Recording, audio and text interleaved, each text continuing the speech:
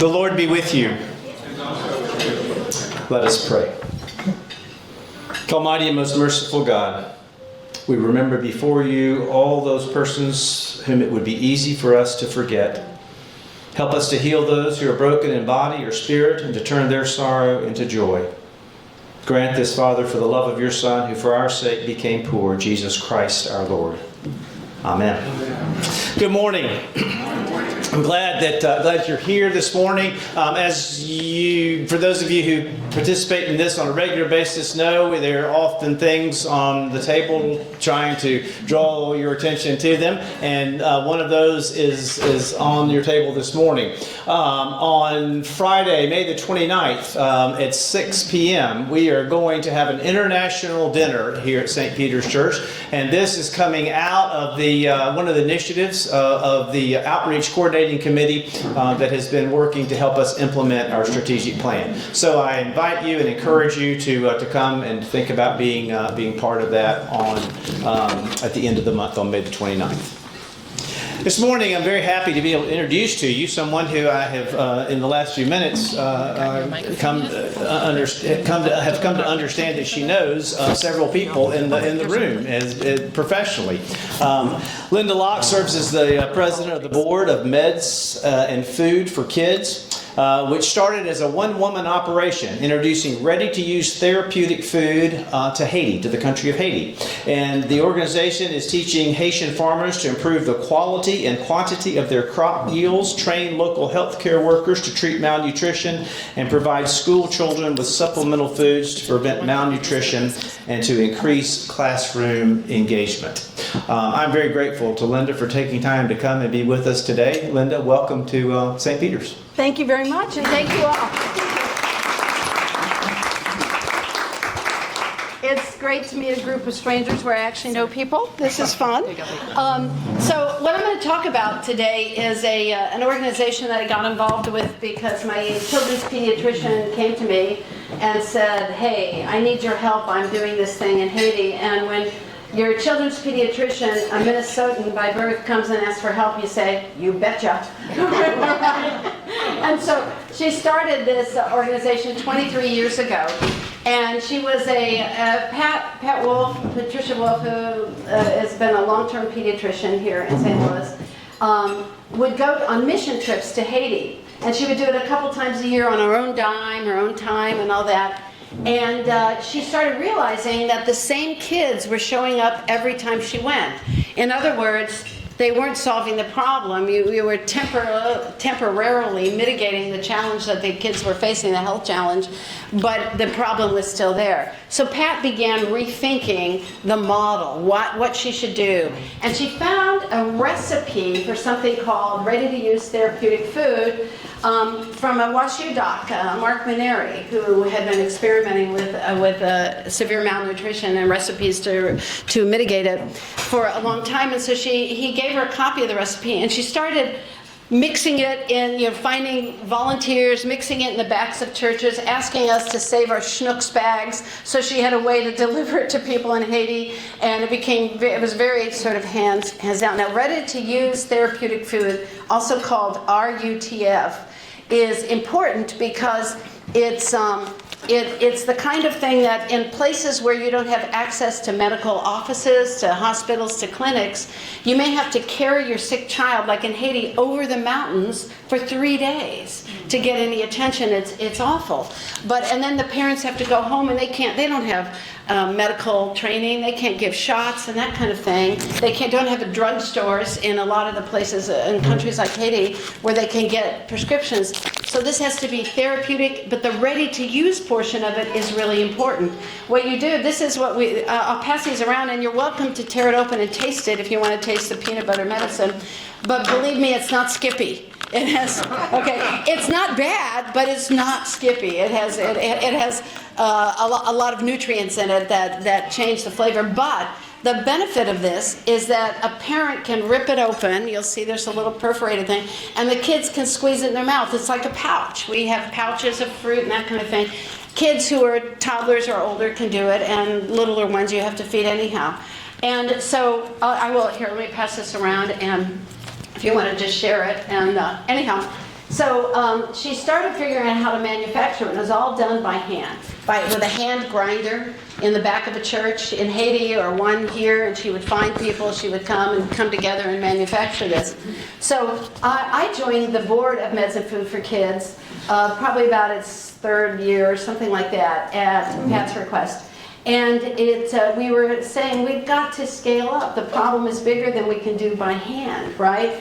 And so she began, so Pat, I had to give a speech for her. She was nominated by the Ethical Society as Ethical Humanist of the Year, and I had to give a speech about her. I've been a long-term member of the Ethical Society.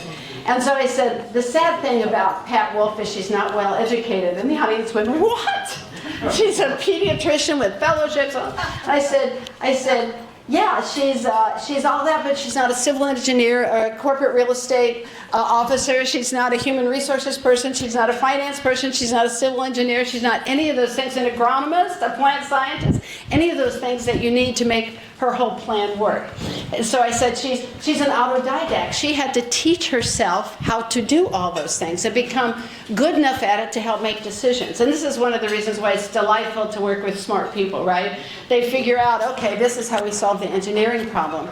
And so Pat learned all that stuff. Plus she learned Haitian Creole. And so she could talk to people. And eventually Pat retired from her practice and started going to Haiti for long periods of time, always on her own dime, right? She's never taken a penny from MFK. Today, 23 years later, I'm proud to tell you that so far our RUTF, which is designed for infants, for toddlers, for school children, and for pregnant and nursing moms, we have multiple variations of this product with different names that we manufacture. So far, we have only reached 1,100,000 people. Wow. Is that not amazing? It's spectacular. And she built the organization and she started exporting to 17 other countries. We built the factory in Haiti, started hiring only Haitians.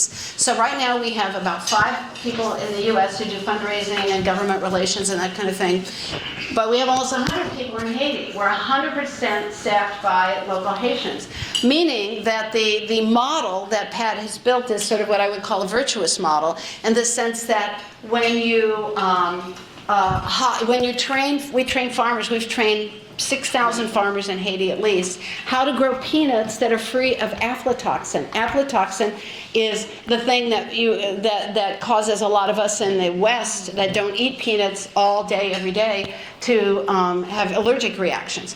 In places like Haiti, and with my medical degree from Facebook University, I'll explain this, but in very simple language, as I understand it, it's that when you're suffused in utero with peanut, whatever peanut stuff is that rubs off on you, you're not allergic to aflatoxin. If we're to export peanuts from Haiti and meet international hygiene standards, you have to run it through a drying process. And people who may not have been exposed to a lot of science to say that it's invisible, but trust us, there's some bacteria there that we need to eliminate. But that means that and we help them, we train the farmers how to use it, why to use it, what to do, and we help them with drying machines and light and that kind of thing. They can export overseas and make more money. Again, alleviating poverty in the local communities. Right, so we only hire Haitians. And why is that? Because we believe that if you want to help somebody, you don't solve the problem for them and then leave and hope for the best. We have a lot of history of that from certain countries. And 50 years ago, I was a Peace Corps volunteer. And I lived in Morocco, and I saw it up front and up close every day what the challenges of I'm the white savior. I'm going to come and help you solve these problems. And problems have to be locally solved, locally led, locally conceived. And I don't want to say that I'm incredibly successful, but about 12 years after I was in the Peace Corps, my little sister Nancy was in the Peace Corps, and 15 years later my son Martin was in the Peace Corps, and then my cousin was in the Peace Corps, my brother-in-law. So we're trying to propagate the world with ex-Peace Corps volunteers. But who have a point of view that it's you need to work with local people, let local people make the big decisions, but to bring your expertise and then share it. Okay, now I'm going to show you what the factory looks like and introduce you to Haiti. Has anybody been to Haiti? And what were you doing there? This is not an inquisition. I was visiting Pat Wolf and MFK. Well, very good. And what do you have skills that she was trying to learn from? No, You're a friend? I was also general counsel of the Peace Corps. Oh, I met you before, haven't I? So, Now, Tim, Linda Locke. Nice to see you again. Yes, I remember it. I remember that now. Anybody else been to Haiti? And why were you in Haiti? I'm here on the Episcopal Church. I served on the committee. Okay, that's great. That's great. Committee. But to Haiti, and Bishop Haiti was on our commission. Nice, very nice. So he and You what? he worked with the school. The school, okay. Yes, and it was very lovely. Very, very nice. Yeah, absolutely, absolutely. Is somebody else? Okay. Anybody else? Jack. Zach. Oh, you've been to Haiti. And what were you doing there, Jacqueline? We went, some of us in St. Peter's, to work with Outreach Haiti in Locke. Okay. It is as an invisible solution. Very cool. Very cool. And it's eye-opening, isn't it? Okay, I'd like to now show you a video, so you can see what it looks like, and you can meet some of our Haitian staff, who, particularly the chief operating officer, who runs the organization and makes sure that we manufacture what is asked of us and delivered, and that's a tough job. So, can you start the video? Okay. In the mountains of northern Haiti, the land is lush, but life is hard. Countless families face the reality that they cannot feed their children. Desperate, they travel for hours to clinics like this one with their starving babies in their arms. Here, Network Food for Kids treats children suffering from malnutrition. In Haiti, we are facing a battle against a silent foe, where over 100,000 of children and infants under the age of 5 are on the brink of starvation. Medicine Food for Kids will save tens of thousands of children this year with a therapeutic peanut paste called plum peanut or medicamaba as we call it in Haiti. Non sa fèm derive l'hôpital la pendant que te gen yon zare, te gen yon commisman. Et puis qu'on a pas te la caille là, et puis devenu l'hôpital ensemble avec. Pendant que l'hôpital ensemble avec, on fait consulter et puis on s'est mis à mettre dans sérum parce que c'est malheureux. Qu'on a été fait 3 jours dans sérum, après 3 jours on fait consulter et puis on te dans Mexéa et puis on fait mal les cailles. Pour ça, on est capable de dire, on est capable de remercier nous. On est capable de remercier parce que pour l'État qui était pendant que tu étais à l'hôpital ensemble avec, par rapport au manque qu'elle t'a mangé, que bon Dieu fait grâce, que moi le fait, que moi remercier pour ça. When the kids come in, we face severe malnutrition, and after 6 weeks to 12 weeks, this children is healthy again, and the children able to smile. So when you support Medical Food for Kids, you are saving the life of Asian children. So in Haiti, we have so many kids suffer malnutrition, and their parents are very poor, and they cannot afford to treat those kids. Because of the support of Medical Food, we are able ourselves to save those children's life. Delivering the life-saving treatment poses significant challenges. MFK's trucks travel treacherous roads to reach remote villages. Drivers navigate roadblocks and need to avoid other dangerous areas. But MFK's team gets it done. MFK is doing more to help the people of Haiti through new and strengthened partnerships with the Haitian Ministry of Public Health and other organizations. We're warehousing therapeutic food, prenatal vitamins, hygiene supplies, all at our warehouse in Cap Haitian, Haiti. We're delivering the supplies throughout Haiti. The additional revenue from these services significantly improves MFK's ability to feed more starving children. Storing the supplies is possible because MFK built a new warehouse and perimeter wall with funding from a generous donor. We have the facility and the local leadership to make warehousing and transportation operations run well. Our Haitian team determines the routes, drives the trucks, and delivers on promises. Inside the factory, the team make medicament in a sterile environment and production follows strict global standard. Production includes grounding the peanuts, then adding the vitamins and nutrients the children need to thrive. We make 2 other products at the factory. Vida Mamba for school children and Plumpidos for pregnant and nursing mother. Our team is very proud to serve our community in a very meaningful way. Family farms dot the countryside around the factory. Many farmers grow peanuts MFK will use to make medicamamba in our factory. Local agriculture is very important in Haiti, especially when it comes to sustainable development and sustainable solutions to end hunger in Haiti. We are doing farmers training to make sure that we can help farmers to have all of the good agricultural practices they need in peanut production, and by doing so we are allowing them to be able to improve the quality of the peanut and the yield of the peanut that will be available on the market. And we can buy those peanuts to make production of medicamamba and other nutritious food at our factory in Haiti.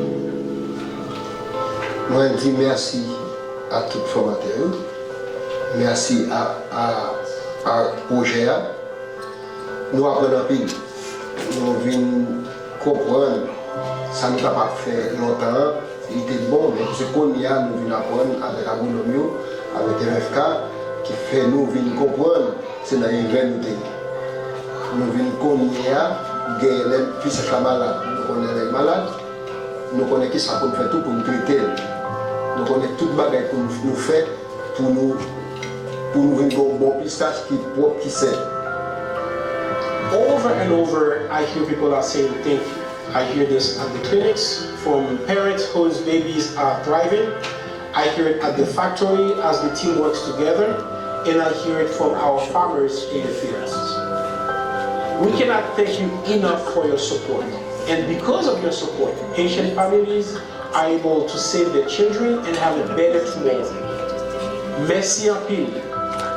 Merci beaucoup, and thank you very much.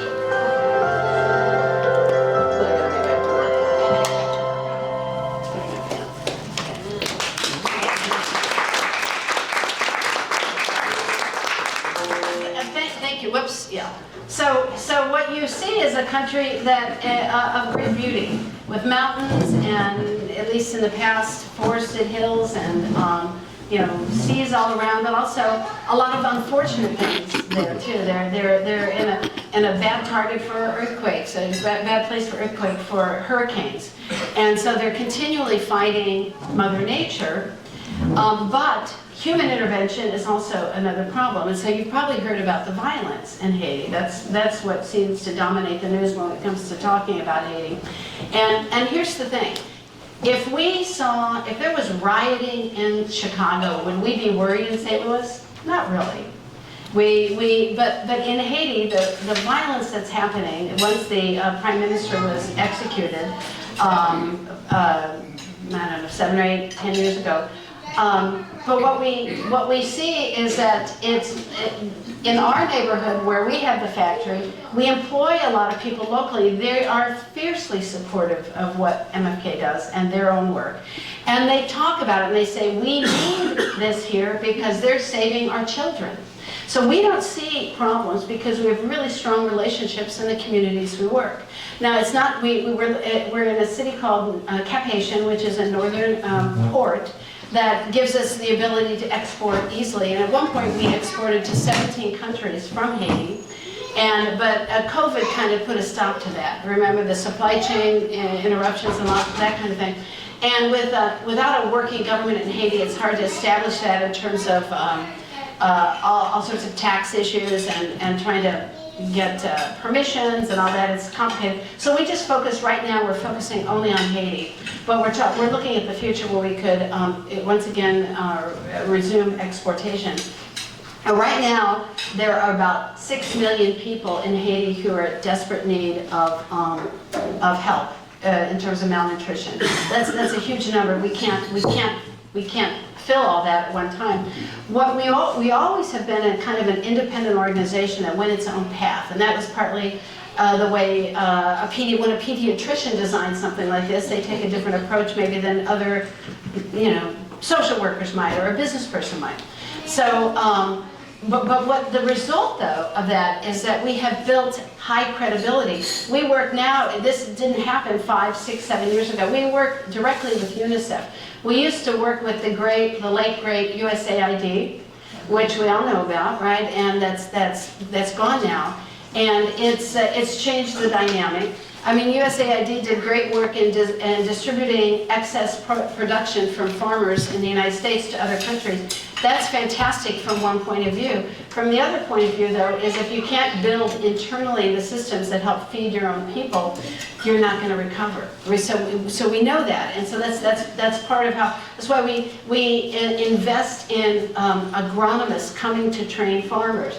That's why we hire clinicians who are trained in then severe acute malnutrition and other aspects of treatment and recovery.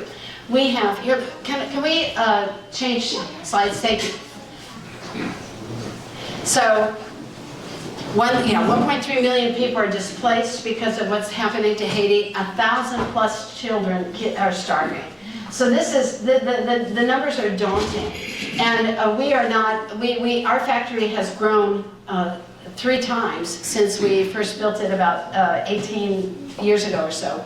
But what we can do is we work with UNICEF, we work with the World Food Program, and now they come to us for our expertise. How do you reach the community? How do you get to these places that are in the mountains that have no roads? Well, what our people do is they get donkeys and they load all the RUTF, the little packets that are passed around. They load boxes and boxes of treatments, and they go up in the mountains and distribute them. So they find ways around. They will hire a barge and that goes from our port down the side of the country and drops off medical supplies. And we used to only do RUTF. Everybody had their own role. But they've come to us and said, hey, you have a secure facility. Can we store our medical supplies and distribute through you? So that helps us get some income, right? That enables us to expand the factory. And so we do the work that a lot of them are, I don't want to say afraid, but they don't feel like they have the expertise. And we have, our Haitian employees understand the country better than any outsiders do, and so they can help us find the pathways. That's part of why we are successful. The other reason why we endure is the whole notion of resilience. And what resilience is a strategy, right? It's a strategy to say, I want to continually be learning the right way to do the things that I do. That means I have to change and I have to adapt and I have to talk to people who understand it better than I do to be able to do that. So we are a resilience. Resilience is a how you operate, as mindset, as opposed to a product or a project that you do once in a while. So we have built our whole model around the idea of being informed locally, pivoting, making changes, having the ability to make mistakes because we try new things and they don't all work. And we are one of the few agencies that's still standing after all Haiti's been through. And that says something about our relationships. It's not perfect, but we continue to grow. We are sustainable. We have a group of donors who have been extremely loyal, and to Pat particularly, but to her vision more explicitly, and who believe in what we do. So when we decided, we were approached by, I'm trying to remember, I can't remember exactly who approached us, but said, you might think about moving away from a diesel-fueled factory and moving to a solar-powered factory. And we knew that meant we could probably operate more shifts. Why? Because the diesel oil in our manufacturing side would take 4 hours to heat up every morning. Yeah, and we had to import diesel from the United States, and the taxes on importing diesel fuel, you can imagine, are huge. And it would take 3 or 4 hours to shut it down at night. Now with solar, we're about the only place in the entire country of Haiti that can operate on solar. We can run 3 shifts a day. And there are plenty of workers available to hire. We don't run 3 shifts all the time because we can't store much, and our products have a 2-year life cycle, but you don't want them sitting in a factory, right? You know, at danger of spoiling. That's not happened to us yet, but we have to. We produce to be able to distribute, right? That all has to be planned together. So that's part of our challenge. Next slide, please. So let me tell you a story. So this is Gedson, and if you look at the story, so when you think of the many representations of what severe acute malnutrition looks like, it's often a child with red hair and a distended stomach. Those are the sort of outward signs of we call it SAM, severe acute malnutrition. Gedson, age 2, was clearly underfed. We can tell because we take like a tape measure and we put it around their arms, and sometimes their arms are this big, okay? The size of a teaspoon, basically. And that means that they are not, their bodies are languishing. They're not going to survive. And so, but Gedson, he said, we thank you for treating him like your own child. So after, it could be 8 to 12 weeks with our products, and his hair is growing back, his distension is gone, and his skin tone, and his smile is probably the biggest representation. Let me tell you another story about a kid named Alexin. Alexin weighed 39 pounds when he was brought to one of our clinics. 39 pounds. Guess how old he was? 7 years old. Now you can imagine, he couldn't stand up, he couldn't roll over, he couldn't sit up, he couldn't do anything by himself. He was an orphan, so he lived in an orphanage, and it was the nuns running the orphanage who brought him in. So he got together with our clinicians, and he lived with them, and he slept with the nurses, and he got treatments around the clock because his condition was so serious. 1 year later, this kid, captain of the soccer team. Now that just sounds too good to be true, but it happens to be too good and too true. It actually works. Now, I said earlier that we have 92% efficacy in our recipe. It was developed, like I said, by Mark Maneri at WashU, and who gave the recipe to Pat. But there's a lot of research going on right now. And Pat took me to a meeting at WashU of the medical staff, and so for the first time in my life I was called Dr. Locke, so I just want to use that as between Facebook and that one meeting, I think I'm fully equipped. But what we learned is there were 1,000 scientists in Bangladesh who are looking at solving the problems of severe malnutrition. In places like that, where they're looking at what's generation 2 of this recipe. We're looking at that right now. If it addresses what some of the science now is addressing the gut biome, which would help intellectually, help address a lot of the problems that you have when you're addressing, if you're only able to treat the physical manifestations as opposed to the intellectual and others. So, your next slide, please. Factory again. And it's one of the interesting things about Haiti is a lot of people say, well, I'm tired of Haiti. They're always messing stuff up, and they never seem to recover. But about 5 years ago, there was a story in the New York Times that quoted economists who'd done an analysis of the economy in Haiti, and what they looked at from the moment French colonialism took over the country of Haiti to when the French left. Now, Haiti was the first country in the world to declare slavery illegal.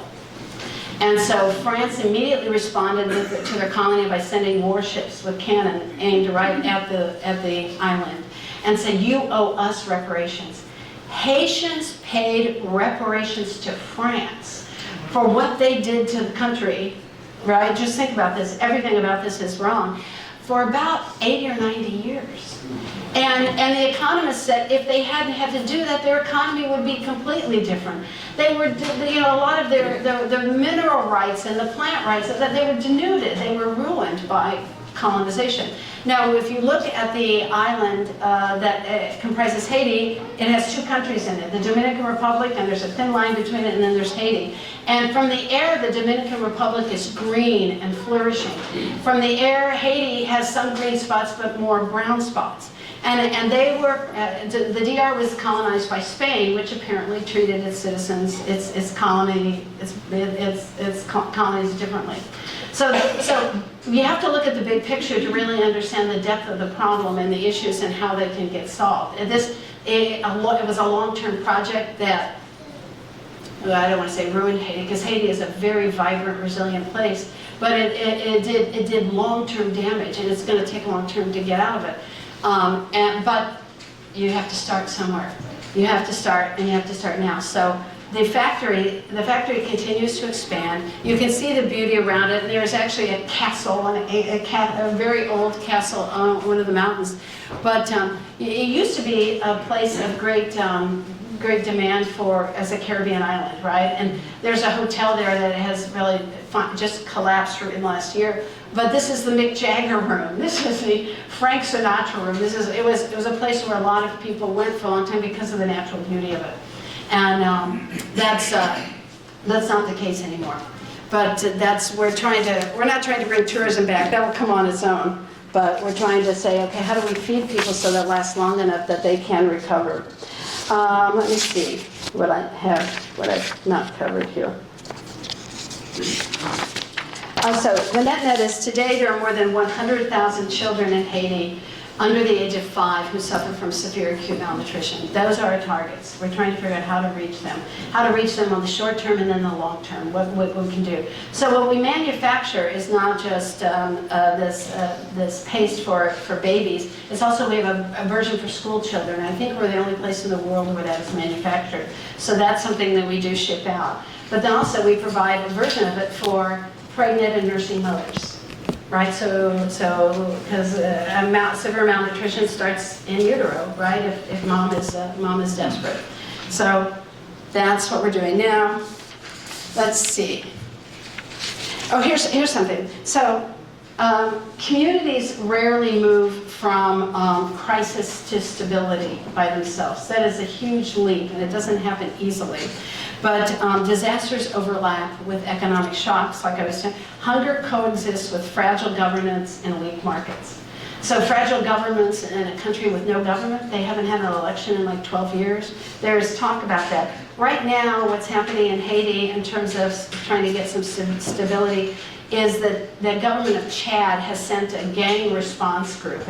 When Kenya sent some people that was basically aiding police, but this one is meant to get rid of gangs. Now, in Haiti, there's some concern about how that happens, but it's what the UN is doing right now. We don't have a voice over that, but we certainly are paying attention to see if that makes a difference, because the gang activity is pretty stark, and it's difficult to control without carrying guns. Now, there's a number I want to share with you that is an important number, and I ask that you remember that. 71.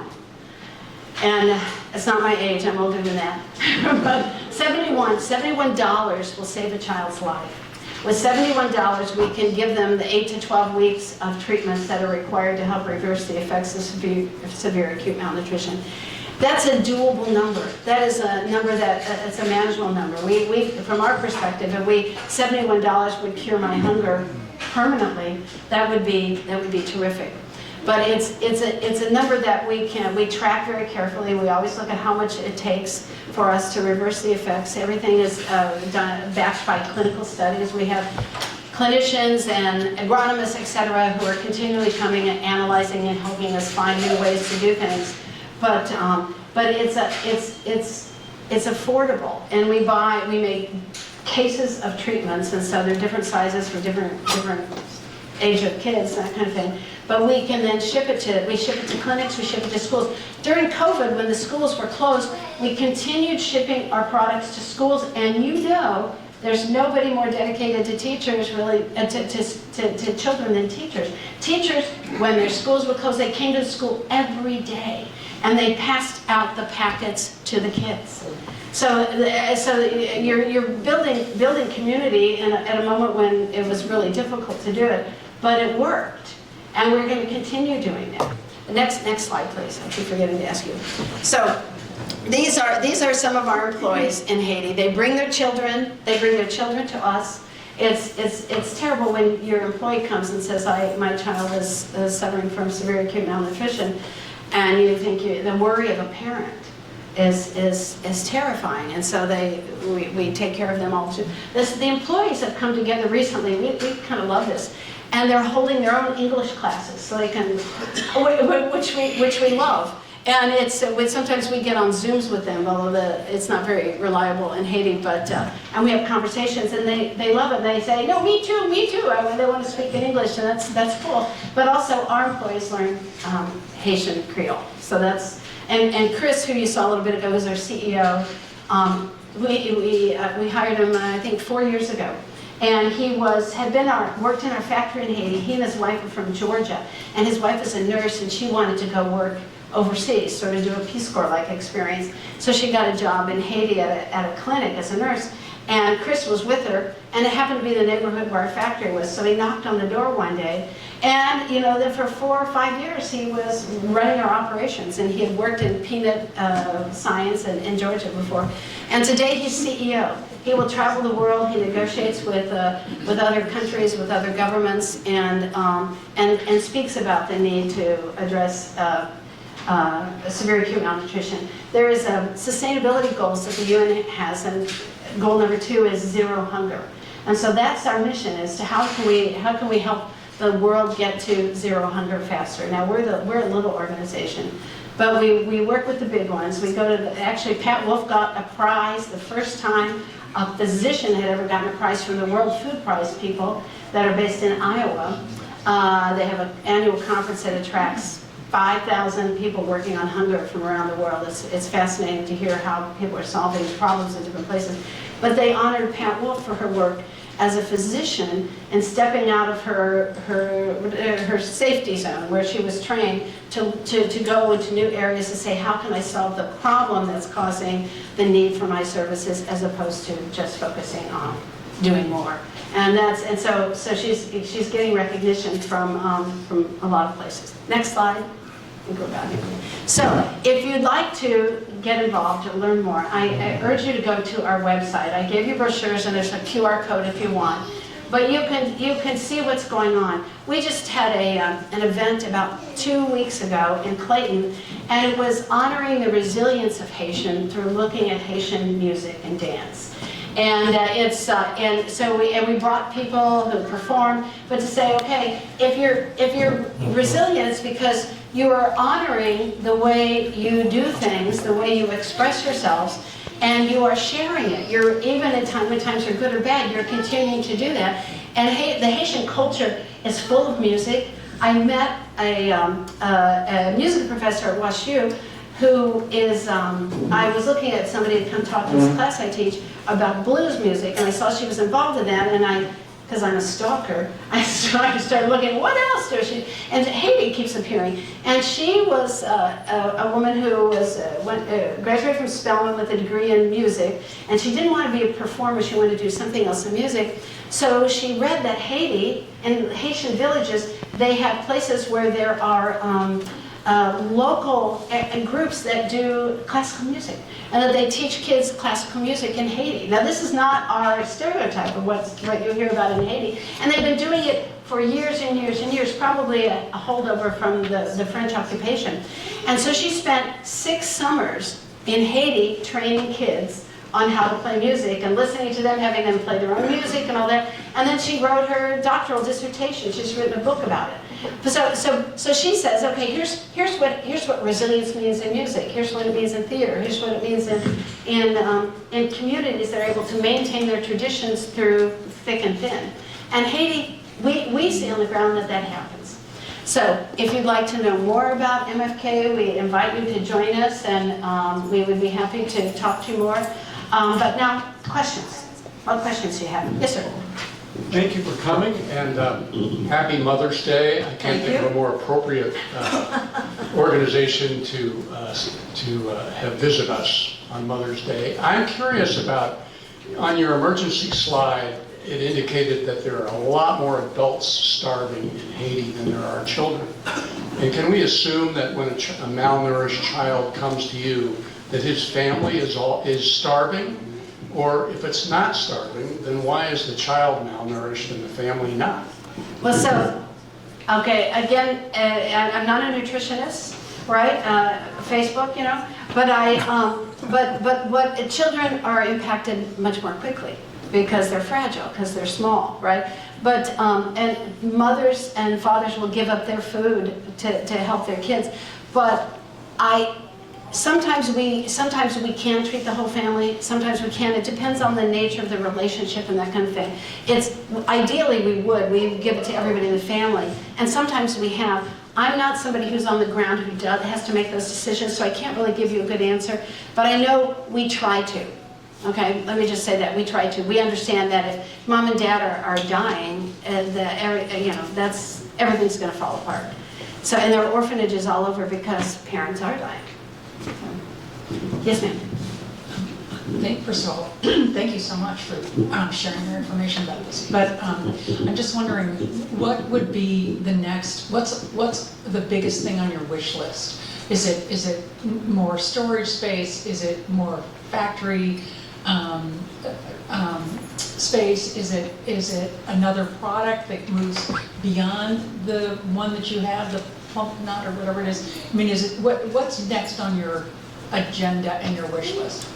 So at the very big picture level, what's next is looking at what are the new ways, what are emerging ways for us to address severe acute malnutrition? Do we change a recipe? Are there other things that we could be doing? So we are actually convening a group of people, of plant scientists, agronomists, that kind of thing, and nutritionists. We work very closely with people at WashU, and we're starting to work with the Danforth Plant Science Center because we are plant science people. That's exactly what we need. So we're looking at how we can build more relationships. So you asked the question, and this is like our first meeting is next week, to say, okay, here's what we're learning about what's out there. What does that mean for the future? Because we need to plan for efficacy. How can we get that 92% number up even higher, right? And how do we plan for the likelihood that Haiti is going to be challenged economically for some time. So we're taking the long view of, okay, what's the next generation of our work? But we often come to our donors and our friends and say, we need to buy 3 trucks. We do need to expand this. We need to build a perimeter of security to make sure our employees are safe. You know, so the things like that, and we're very fortunate in St. Louis. A good portion of our donors are from here. We have them from all over the world, but mostly are here. And people have been very kind. And that makes all the world of difference to us. Other questions? Yes, sir.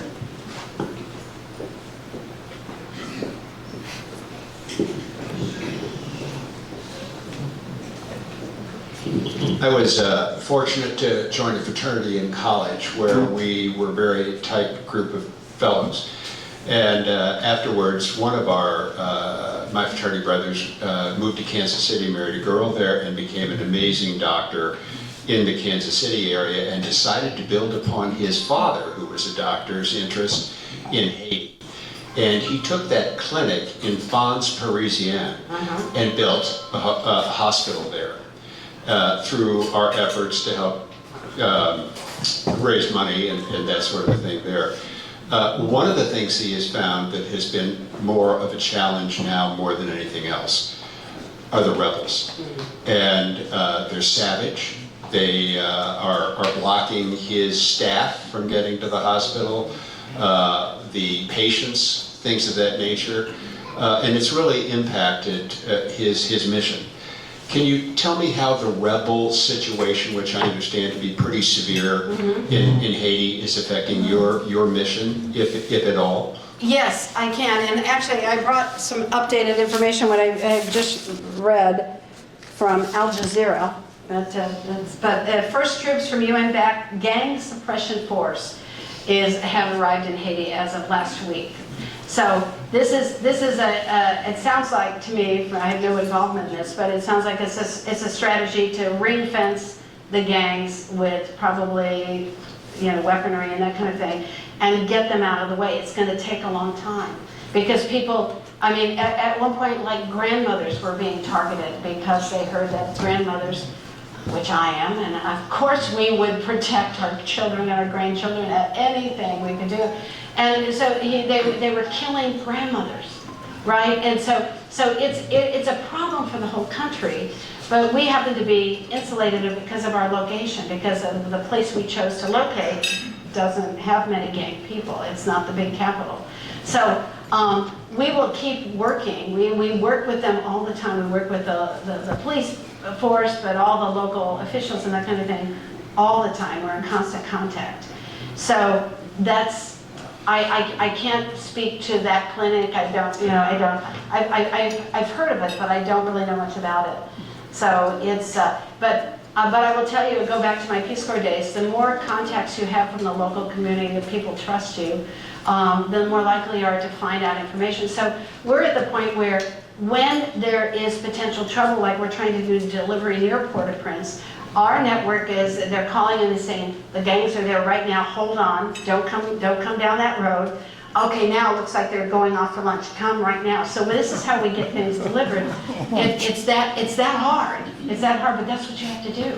And you have to have people who will give you information that are trustworthy. And so they're putting their lives on the line when they do that. But it's risky every day. But when I go down there, what I see, I don't see as much risk as I see hopefulness. People saying, I know that my family is fed, my children have survived, I survived, and I want this for my grandchildren. I want this for my neighborhood. So it's not a very satisfying answer. I can give you a little more information, but it's out of our hands, and I don't know what the UN is negotiating in terms of gang suppression. I don't know what that means, and because we want to make sure we stay out of the way so they can do their jobs. Yeah. Yes, ma'am. How do you fly? Like, I didn't know you could even get into Haiti in a safe way. So how do you get in to do your work? You mentioned a port on the other side. So we have, there's actually an airport in Cap-Haïtien, a very small airport. And so small flights come from Miami and a few other places. And you can fly from between Port-au-Prince and Cap-Haïtien. We typically avoid going through Port-au-Prince. You fly there and then it's about a 6-hour drive to where we are, or it's a 10-minute flight. But but your instincts are right that sometimes the ports are closed, the airports are closed, and nobody will go there because in Port-au-Prince gangs have been known to shoot at airplanes. Horrifying. And so but our staff has continual communication from the authorities. They know what's risky and what's not, so we can avoid it. But I don't want to say it's like living in a war zone, because that undermines kind of the reality of the lives there for us in Cap-Haïtien. But we act with very, very carefully. Now, I thought it was just a hopeless. It's not hopeless. It's not hopeless, and you can't, as adults, we can't write people off. That's, as a country or as anything. Now I'm going to close by reading it. One more question. Oh, so, yes, ma'am. Can you tell me, it sounds like your operation is really thoughtful, well planned, you got a good process. We're perfect. No, it sounds like you're doing a really good job. But wondered how can you build on that, or I'm assuming you already are, with other people interested in things around Cap-Haïtien, the same kind of a model, or kind of learning or sharing, because you can exist, but you begin to need, other parts of the community that also are consistent with your and practice. Okay, so we're continuing to build relationships, okay? And we go out, we speak, our staff, our Haitian staff goes out all the time. And we empower them to do that, we make it easier for them to do that. We call and say, okay, here's a clinic that we've discovered that we didn't know was there. What do you know? You call the Ministry of Health. So they deal with the Haitian government on our behalf.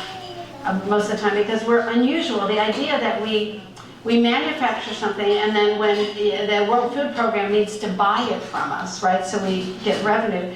And in Haiti, they say this: you're not a not-for-profit company. And so we're working very carefully to say we sell our products to the UN and to the World Food Program, and they so we can distribute it for free, right? And so it's a model that is this is where our Haitian staff can say, no, you misunderstood what we meant when we said that. And so that's often helpful. Now I want to ask you, I'm going to read something to you, and I'm going to ask you to see if you know who said it. And it's a Missourian. My work, my life, must be in the spirit of a little child seeking only to know the truth and follow it. My purpose alone must be God's purpose, to increase the welfare and happiness of His people. Any idea who said that? A Missourian. Harry Truman? Good guess, but not the case. Jack Danforth? Jack Danforth. No, there are other people that could have said it. This was said by a child who was born into slavery in southern Missouri, whose mother was sold off early, and so nobody really knows exactly where he was born. But we believe he was born in sort of near Neosho, Missouri. His name is George Washington Carver. He is a Missourian. He is a Missourian. I grew up in Kansas City. I never knew George Washington Carver was Missouri. The first monument in the country to an African American is in Diamond, Missouri, where he grew up. It is absolutely worth the drive down there to go take a trip and to learn more about should be our favorite son, our favorite plant scientist. And when you look at his life, it's a model for so many of us in so many ways. He had 300 different inventions that he didn't get patents on because he wanted black farmers across the South to be able to use them at no cost, to be able to rebuild agriculture in the South. So George Washington Carver is a guy who I think we should look at as one of our role models for our kids. He was a brilliant guy. And by the time he was 6, he was considered a local plant doctor in Diamond, Missouri, where he was already diagnosing plants, but he goes far afield. Anyhow, I just bring that up to say, you never know where you're going to find the talent and the support and the kind of questioning minds that you need to solve big problems. And maybe here in Missouri we can find more. So that's... Linda, thank you so much for being here today. Thank you all for being part of this.